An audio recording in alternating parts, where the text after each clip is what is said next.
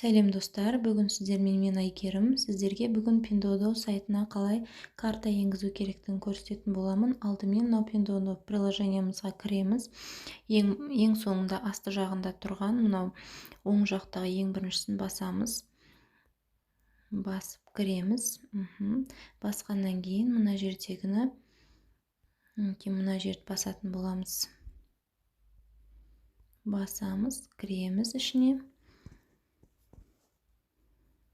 Так, сіздерде сразу осы жерде карталарыңыздағы 16 нөмірін сұрайды, соны енгіземіз. 4400.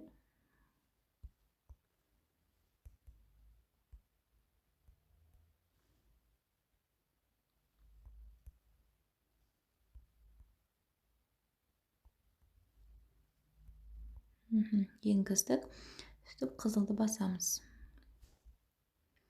Қызылды басқаннан кейін сіздерде мына жерде карталарыңызда қалай аты жөндеріңіз жазылып тұр, тура солайынан енгізетін боласыздар.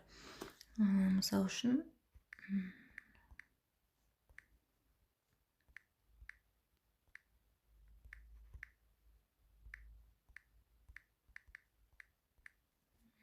мына жерге карталарыңыздың жарамдылық нөмірін енгіземіз.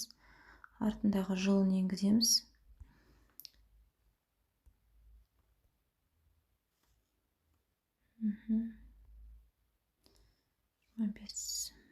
Мына жерге 3 номер бар ғой, картамыздың артындағы, яғни соны енгізетін боламыз да, мына жерді басамыз. Яғни мен қазір енгізбеймін, бұл жерге өздеріңіз енгізесіздер. Жарайды ғой, сосын қызылды басып карталарыңыз тіркеледі. Егерде мен видеом ұнаған болса, каналыма подписаться етіп, лайк басып кетсеңіздер болады. Алдын ала рахмет сіздерге.